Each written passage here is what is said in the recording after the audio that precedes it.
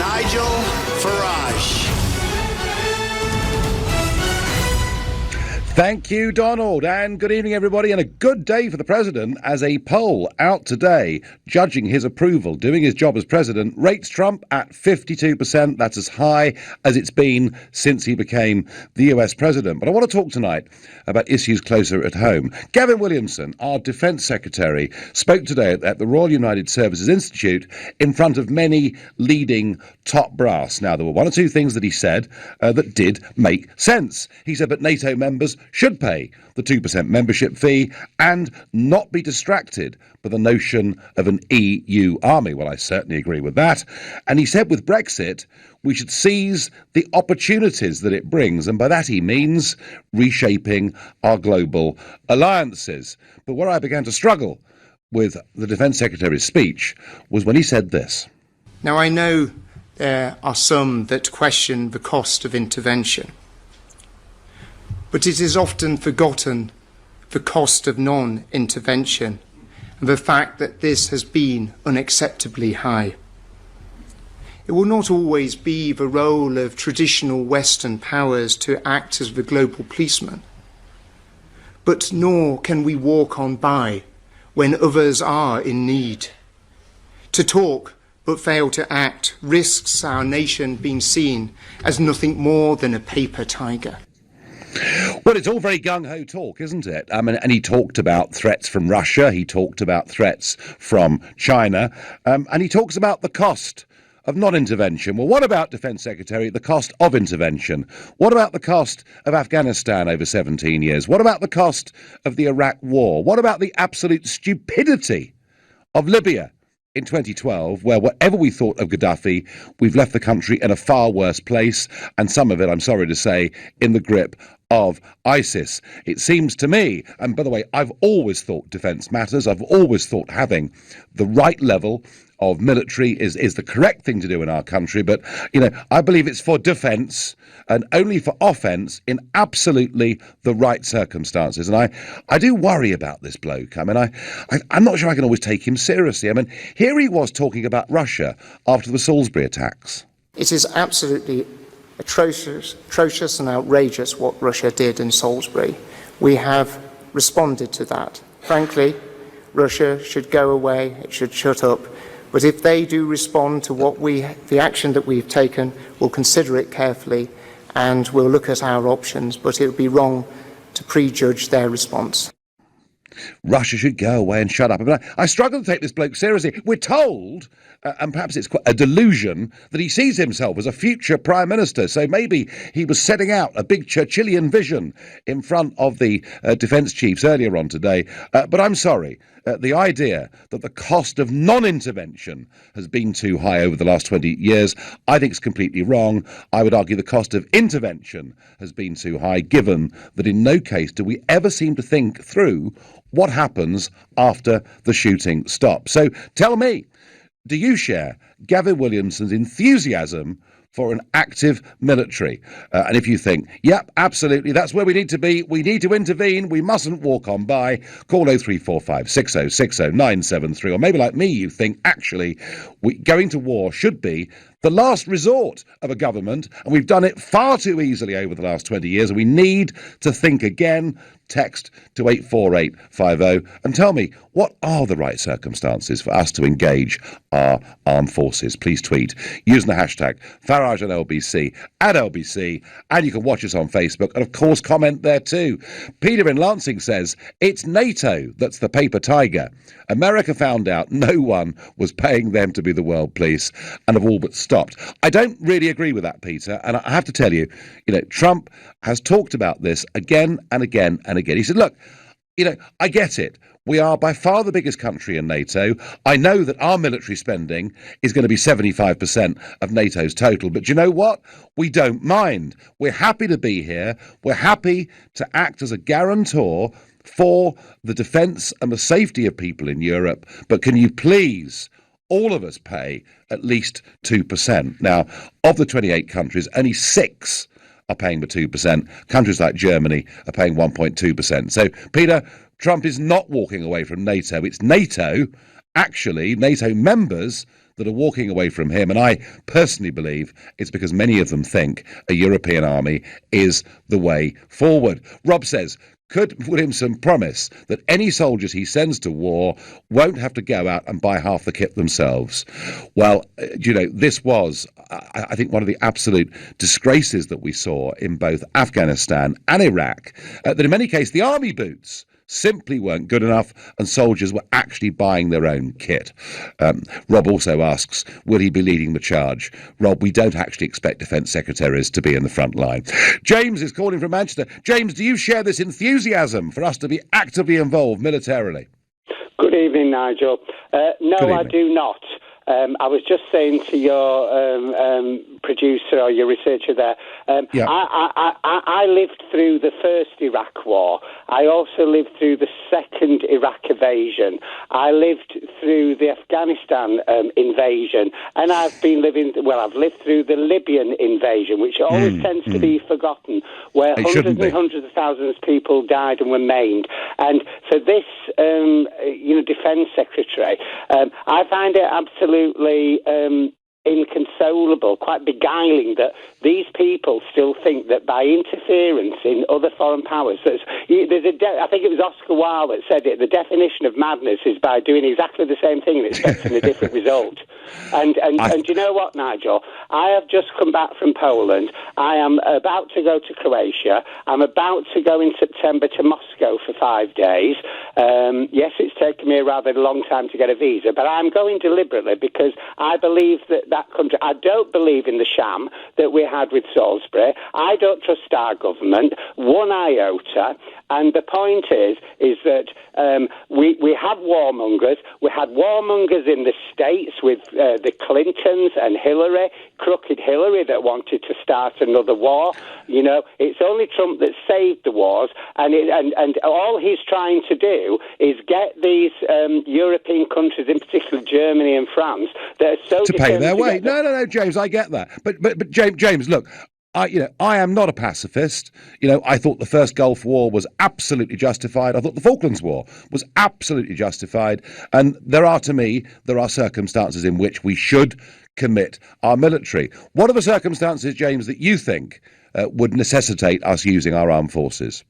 I would use our armed forces abroad if I saw intolerances and genocide that were going on in countries. But we've got a political establishment that want to, instead of protecting people, they have what I would call a political agenda. And that is where it becomes very dangerous. Wow. We've had politicians, the one I'm talking about, Tony Blair, who with George Bush, who it was nothing to do with weapons of mass destruction. It was to do with a political elite that wanted regime change. Wow. And even deeper than that, James. Even deeper than that, James, President Eisenhower, back in the 1950s, talked about the military-industrial complex. James, I do get the point you're making. I'm heading down to Plymouth to speak to Colin, who's a new caller. Good evening, Colin.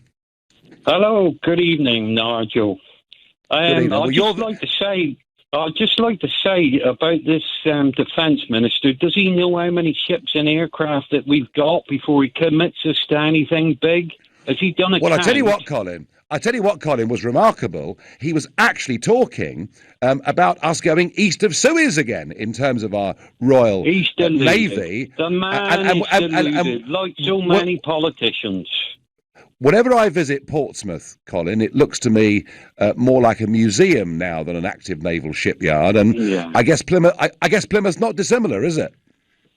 Well, I actually work in Devonport Dockyard, and I'm telling you, the man is deluded. If he thinks we can be any big world player on going to war with somebody, he has got to be joking.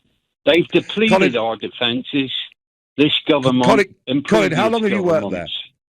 Colin, how long have you worked in the 40 years. 40 years. And just share with the listeners what the Royal Navy was like in Plymouth 40 years ago compared with now.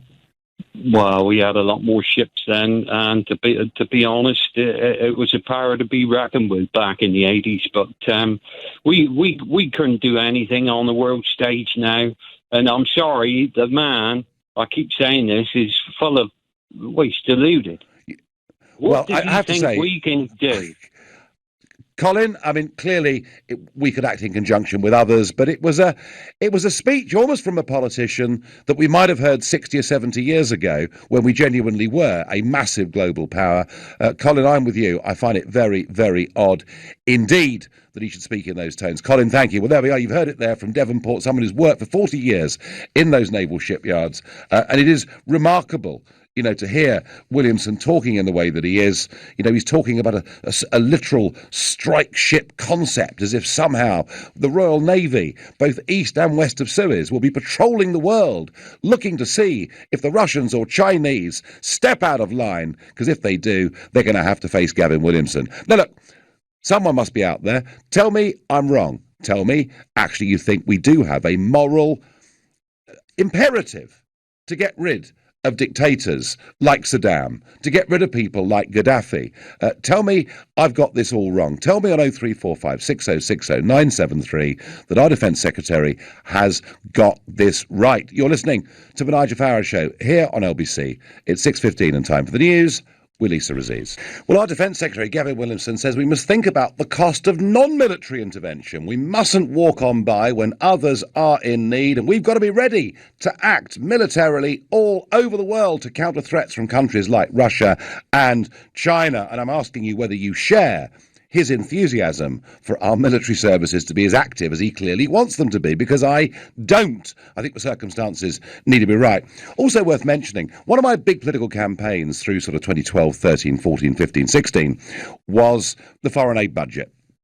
David Cameron got us to pay 0.7% of our GDP every year to foreign aid, making us the biggest payer of foreign aid in the world. He said it was one of his proudest achievements. And I really questioned this. I questioned the money, how it was spent.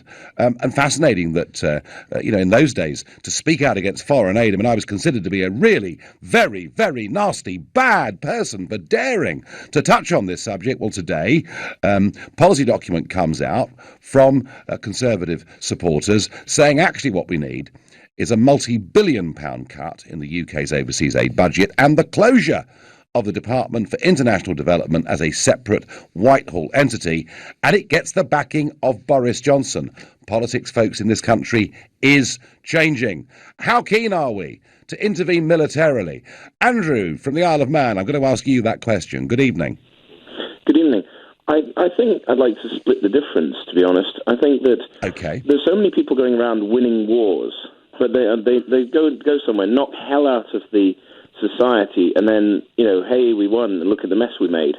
I think if you look at the way the SAS, one of the things that's been pivotal about the way that the SAS has acted is they've run hearts and minds campaigns. They've gone in and set up, sort of hospitals and water sources and things like that. I think we should be winning the peace. I think our military, we should take a huge chunk of our foreign aid budget and turn it into a force that we should be very good at rapidly deploying large numbers of soldiers who are militarily competent but are capable of going in and basically resetting up a stable society, because that's what's happening. People are going in, they're knocking hell out of what is already a very fragile place with, poor electricity and poor water supply, and then they're just leaving, or they're, or else companies coming in and trying to control the place. Whereas what would actually be much better is to set up a stable environment. And if we could have a name as a country of going in and being the first people on the ground to save lives and have a name for, it's such a British thing to do, to turn up and help, as opposed to turning up, shooting people and blowing up buildings like something out of an action film.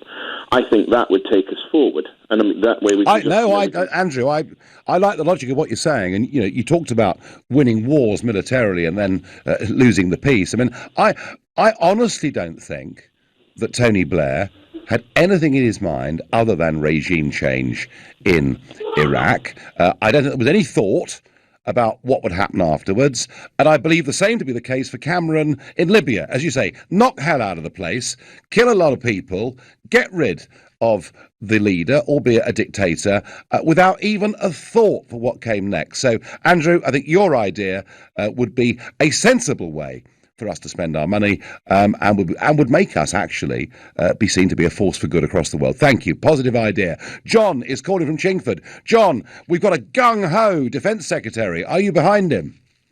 No, I'm not really, Nigel. Pleasure to speak to you, by the way. Pleasure to speak to you. I mean, I'm a Remainer, but you're spot on with everything you've said tonight. I totally agree with everything. I mean, Williamson's the most hawkish Defence Secretary. I mean, he makes Fallon look like a dove. I mean, I think the guy's quite dangerous, personally. Yeah. Sorry. John, I mean, I thought he was a joke. When I heard him say, Russia must go away and shut up, I thought, the bloke's a joker. Yeah, but actually, John, he sees himself as a future Prime Minister. Well, God help us. I mean, I don't think so. I mean, I think he's a loose cannon, and loose cannons normally come undone. I mean, can you imagine Maggie? If I made her and I can break her, he would have been so fast out the door. But, he said that about May, didn't he? I made her and I can break her. He did. He did. John, this is a very, very odd chap that we've got here, I think. And actually, John, wouldn't it be right for Mrs. May to really carpet him tomorrow and say, look, this is ridiculous? But she won't do it, John, will she? Well, the trouble is, I mean, May, if we had if we didn't have an unelectable clown leading the opposition, May would have gone ages ago, because Labour would be so far ahead in the polls. But because we got Corbyn leading the opposition, I mean, it's sort of kept May in power. I mean, John, can I just ask you one thing? Can I ask you one thing, John, as a Remainer? Yeah. How do you feel about this massive ambition for a European army to be completed by 2025? I mean, I haven't really given too much thought about it. I mean, what I would say is that, we ought to be trying to sell stuff to Russia. I know Russia's a huge market for us, instead of all this kind of anti-Russian rhetoric from Williamson. I mean, I know there's issues, but I think they're a huge market. I think you could turn Russia into a nation of gin drinkers, especially now Adnams are making gin and things like that. Well, John, I can be quite a good salesman, but whether I could convert the Russians from vodka to gin, I don't know. Listen, thank you. You're very sweet. Thanks for your call. David is calling from Southampton, another new caller. Good evening, David. Good evening, Nigel, the one and only. You are a salesman. You are the ultimate salesman, Nigel. There you are. And some David think it's good and others think it's shocking. But hey, David, no, you say it how it is, mate. You say it how it is. Well, I do my best. What do you make of Williamson, the Defence Secretary? Right. Can I just say, first of all, I'm still laughing like you at the turns of phrase of that last chap. He was certainly witty. Okay, Williamson. I was there in the bath after a hard day's window cleaning, and I've heard, I worked out from what everyone was saying and what he said, because I missed this on the news. Plonker. Why I phoned in, Nigel, is because I just want, most people are very well informed, but you have people who are just listening in, trying to work things out about the world. And totally right about Saddam. He needed to be smacked down.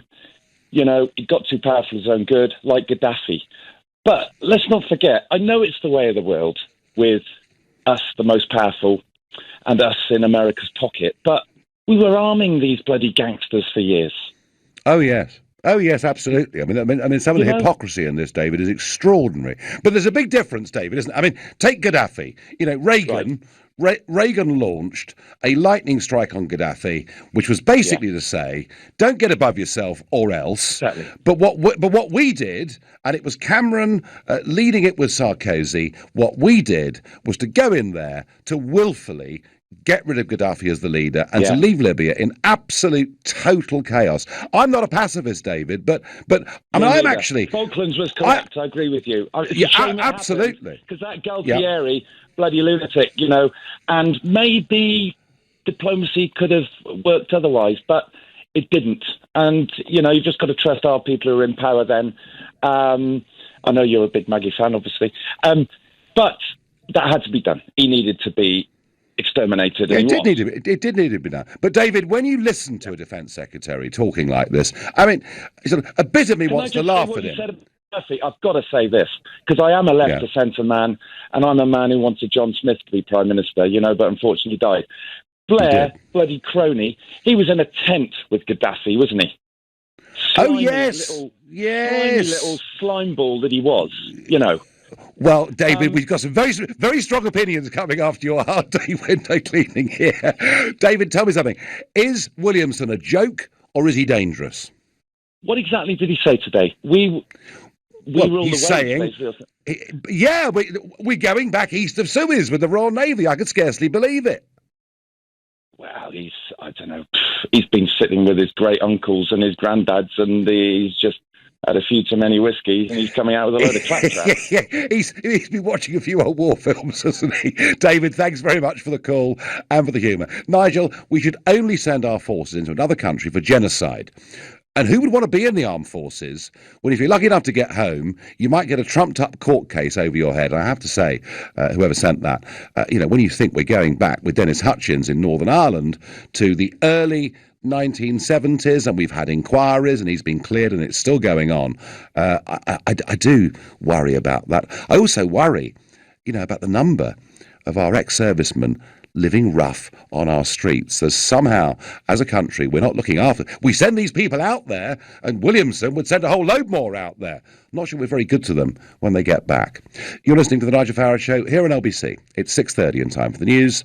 Wilisa Raziz. Well, Defence Secretary Gavin Williamson says that the cost has often been unacceptably high of non-military intervention, and we need to think about intervening more. I would have thought the cost of military intervention itself at times had been unacceptably high without any proper endgame. But I'm asking you, do you have that appetite for Britain to start getting involved militarily to deal with problems often caused, he warns, by perhaps Russia or China? I think this is really quite dangerous talk. Let me know what you think on 03456060973. But before we go back to that, Jeremy Corbyn, we've been playing a few clips of Jeremy Corbyn, and something's emerged again today on social media. This was Jeremy Corbyn speaking in 2010. And I'll tell you what can defeat us. It's not them, it's us. They, the world's bankers, International Monetary Fund, European Union, they are utterly united in what they want. Utterly united in deflation, suppressing the economy and creating unemployment. Utterly united in that.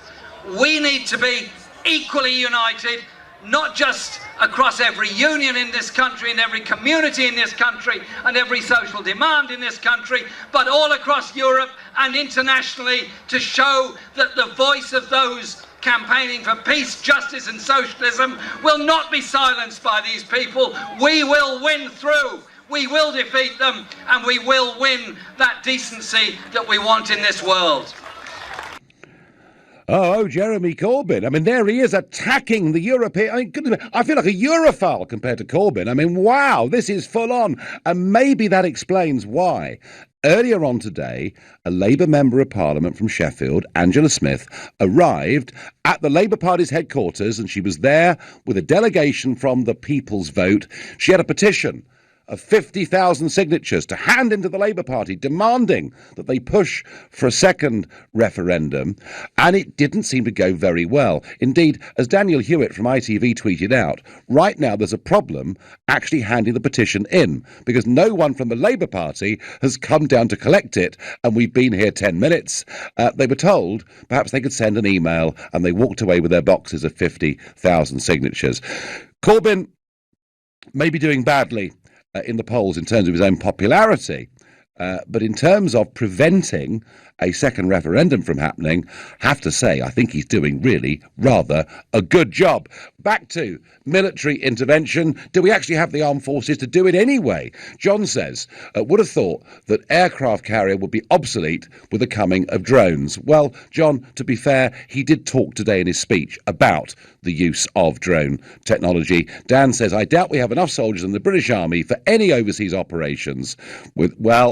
I have to say recruitment is running at a bad level down. The British Army is now smaller than it's been at any time since Queen Anne. Dawn says we should not fight in other people's countries. We defend our own countries and we let them defend their own. Well, Dawn, that's not always quite true. Because we did go to war in the First World War and the Second World War to defend the liberty and independence of other European countries, in the first case because particularly of a treaty obligation. But, Dawn, the point is, defence is, to me, what it says. Our first priority is to defend, this country and indeed those overseas territories which we protect. Michael is calling from Chichester. Good evening, Michael. Good evening, Nigel. Good evening. So, Michael, tell me, when is it right to intervene militarily? Well, I was thinking about the point you made about the cost of non-intervention, and we saw some of the cases. Rwanda, 94, that 1 million left dead in a genocide where we didn't intervene. But then we saw how Britain did intervene in Sierra Leone, which was admittedly one of our cleanest and probably most well thought of interventions, or one of Blair's interventions that was most well thought of. And we don't know. We never know. We never see the record of what would have happened if we don't intervene. And these things are normally very finely balanced. And I happened to be in Afghanistan, actually, at the time of the Libyan intervention, and that kind of took our resources away and our focus away. But it was very clear that there was a lot of things happening which were not in our control, but we had to find ways to manage it. And we see the outcome of what went wrong, but we never saw what would have happened if we hadn't intervened. And perhaps we would have had millions of people coming from North Africa if it completely collapsed all along the North Africa. So I think these are much more finely balanced than they seem, and I think we do attack interventions. Michael, are you arguing that Iraq, Libya, that these countries are more stable now as a result of our intervention than they were before? Well, I would argue that, for instance, Libya, we don't know where that was going. We have no idea where Libya is going. Iraq, I think we all know what we think about Iraq. But you made a point about Afghanistan, and for instance, the cost of non-intervention in Afghanistan during the 90s was that they was able to harbour Al Qaeda, and we saw how Clark and Clinton tried to do a strike on Osama bin Laden. But limited intervention wasn't enough. If they had actually gone in with a larger intervention, special forces intervention, that might have prevented 9/11. So we count the cost of non-intervention. I thought the Iraq war was about 9/11, but hey, it wasn't. It was just revenge, wasn't it, really? Michael, I do understand that point. However, doesn't history suggest that even at the height of the British Empire, we failed dismally twice in Afghanistan? The Soviets in 1979-80, when they were arguably pretty powerful and had relatively modern equipment, failed completely, and that the intervention in Afghanistan has gone on for longer than the First and Second World Wars combined and almost multiplied by 2. I mean, surely, Michael, Rwanda, there was a genocide going on, okay? There were 2 tribes, killing each other in huge numbers. If we'd intervened, there would have been a purpose to it, wouldn't it, to stop the slaughter? And that would have been clearly defined, and it might have worked, it might not. But the point I'm making, Michael, is my concern is we get involved in military actions without thinking through the end game. Well, I think one of the things that actually happened in Afghanistan was the end game shifted. So the mission has always been to deny the space to internationally focused terrorists, not to defeat the Taliban. And unfortunately, Mr. Blair went off and started to try and defeat narcotics. Yeah. And that completely changed the mission. So, I can see how interventions go wrong, but actually the initial intervention to deny that space to Al-Qaeda and international focused terrorists was the right one, and it works today, and it will work as long as we continue a certain level of intervention there. I would say also, Nigel, that we are a member of the UN Security Council, so we can't sit back. We have a duty to have a certain standard. And my only criticism of Mr. Williamson is he's got to back up that speech. He's got to have 3% GDP. And actually back up the guys, armed forces, ex-forces. I've got people in the forces that serve, and they want to see the proper investment. They don't want to hear nice speeches. They want to see the kit. They want to see the investment. Yeah, and Michael, your point about Afghanistan, the original reasons for doing it, I have to say I was not opposed to Afghanistan, but I was to Iraq and Libya. The original reasons for Afghanistan in many ways were, very good intentions, but mission creep's a dangerous thing. Michael, thank you very much indeed for your perspective. Robert says, Nigel, we do need to rebuild our military and navy as we've got too small. That said, I don't think we should intervene with Russia or China. It's a bit like a kitten poking a lion. We will get bitten or worse. Well, there are very great dangers in taking on big superpowers. Let's go to Reese in Swansea. Good evening, Reese. Hi, Nigel. Good evening. Yeah, I've listened to Gavin Williamson. He seems a very, very immature individual, almost like you put a child in charge of something. He's clearly not a very big thinker about what he says or what the consequences of what he says might happen. But what's more interesting, with putting Williamson aside, is the evolution of the British military. And one of your callers lent to it earlier, is that we had our time as the British Empire, but what a legacy it would be if Britain was to start ploughing a bit more money into their military, but that military was used in alliance with other countries to put infrastructure in place. The best way to stop a war is to civilise people. And if you civilise people by giving them the dignity of a well, which our military already does things like this, digging a well or laying the ley lines for electrical cables, etc. We don't just create a civilised society, we create an ally. So if that day does ever come, then we've created allies all over the world. Reece, now, I'm not a screaming lefty, and if there was a time and a call for it, then I would absolutely intervene. Reece, I would much rather spend our money like that than give it through the foreign aid budget to a series of international aid agencies and not trust where any of it ends up. Reece, you're the second person tonight to make that point, and it is a very positive point. Thank you. You're listening to the Nigel Farage Show here on LBC at 6:45, and time for the news headlines with Lisa Razid. Well, this Defence Secretary, Gavin Williamson, he's a strange fellow, really, isn't he? See, I used to think that he was actually a bit of a joke, particularly back earlier last year after the Salisbury attack, when he said this. Russia should go away, it should shut up. I mean, I just thought, is that really the standard of somebody who should be in the cabinet? Then Reece, our previous caller, said he thought that actually Gavin Williamson was somewhat immature. Well, I can tell you that on his Instagram account, he's pictured with a Dalek, and that he keeps pet tarantulas. So he's a strange fella. But I wonder whether, when he talks about, when he says, failing to act risks our nation being seen as little more than a paper tiger, I wonder whether actually this sort of gung-ho speech that he gave today, whether he's actually a little bit dangerous. But tell me, maybe you share his enthusiasm for the Royal Navy back out there, east of Suez again, and we're somehow going to be getting involved actively a lot more. Tell me it's a good idea. Anthony in Newport, has Williamson got this right? Hello. Hello. No. I like to describe him, but I mean washing my mouth out with soap. Right. Okay. No, he's been useless. He has. To be honest, we got serious problems with our army, like being underpaid and everything. If you went to Africa and got involved in peacekeeping, I understand. Going to Libya, going to Iraq, they was all big mistakes. Going in and I think they were too, Anthony. Going in and helping them with governments was there, whether dictators or not, they are the governments. Going in and helping them keep the peace, and maybe distributing food, digging wells for water, doing good, like the Peace Corps, but with the army, with defence and protecting the people. Great, we could use the aid budget to fund it. I agree. I agree. So, what I want to say, our soldiers are really underpaid. My daughter's son, my daughter's boyfriend works for the army. After stoppages for his digs and his food, he's on roughly about £3 an hour when he's in his country. He gets more money overseas, but when he's in this country, he gets paid about £3 an hour after stoppages. £3 an hour? Yes, and wow. He does have, and you're right, he does have to buy camouflage. He got to buy the makeup they put on the face for the, blacking off their face. They buy that for themselves on that money.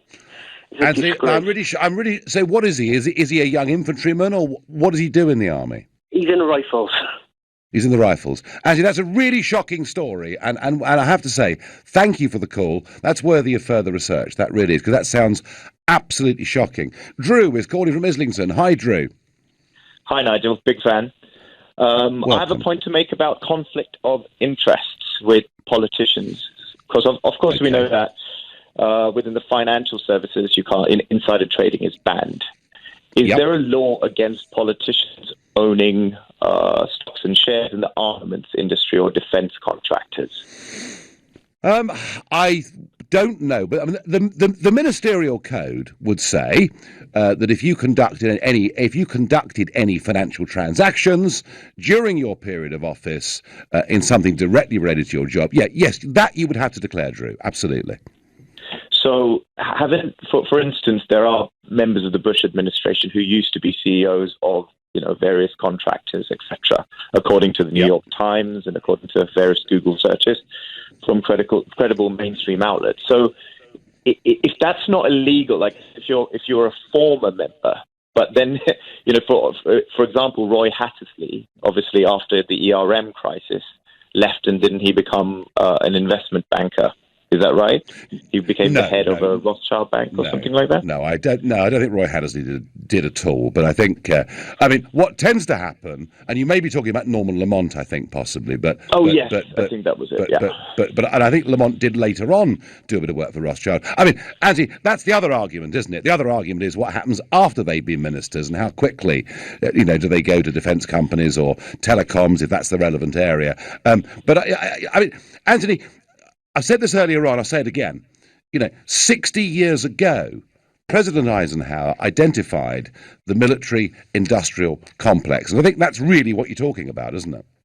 Yes, absolutely. I think people are starting to wake up to this after the weapons of mass destruction and then the Assad chemicals. Because, of course, Carla Del Ponte found, the investigator of the UN, there was a BBC article that said that she was stupefied to find that the rebels did the chemicals. So that was, the UN's findings. So we've kind of heard that same story before, and the average Joe is kind of waking up to the fact that there is an illusion here that the media are playing along to. So let's just be cautious, Drew, shall we? Money. Well, I mean, they do say follow the money. So then you have to wonder if politicians do have a conflict of interest, if they're allowed to own shares in the defence industry and armaments industry. I think we should be careful with that, but I take the point you make and I repeat what Eisenhower said. Thank you, Drew. Dave is calling from Hammersmith. Good evening, Dave. Good evening. I was just wondering about this. Isn't this just to plug a hole, the £15 billion hole in the defence budget, that he just wants to get a bit of that foreign aid? Not that I'm against expanding that foreign aid. I mean, I think we could use it for anything to do with helping anybody, like asylum seekers, the housing for asylum seekers that we provide, temporary housing and permanent. I'm totally against regime change unless the whole of the UN has voted. The Security Council is a joke. It's basically just got China and Russia will always veto, so nothing ever gets done. That needs to be disbanded now. We just need the whole of the UN to vote on stuff. But looking at Dave, this money... I think your point that Gavin Williamson, whatever we think of him, is certainly fighting for defence to be properly funded. And yes, he may be looking to get some of that money. But whether he is or not, there's some chronic problems, Dave, with recruitment. We've run down the services massively, particularly since 2010. And I just think, Dave, I just don't think his gung-ho talk today was frankly appropriate. Well, he's not really the kind of person you'd expect to be in charge of the military. You really want somebody who's got a backbone for a start. I mean, I've been in the military, and I can tell you, you don't look up to someone like that. People are quite happy to put their lives on the line for their country, but they're not, but it has to start at the top, and we are desperately in need of rebuilding our military. Oh, absolutely. We really are. That doesn't mean we get involved in stupid... events, no, we should be cautious. Dave, I'm going to let you go. I'm out of time. I'm a serving soldier. I bought my own boots because the issued boots are too heavy and uncomfortable. What is going on? You've been listening to The Nigel Farage Show. I'll be back tomorrow evening at 6 o'clock. At 10 tonight, it's Ian Payne, but up next, it's Ian Dale. Nigel, thank you very much. Coming up at 8, we're going to ask if you'd like to go on a 4-day working week. It's not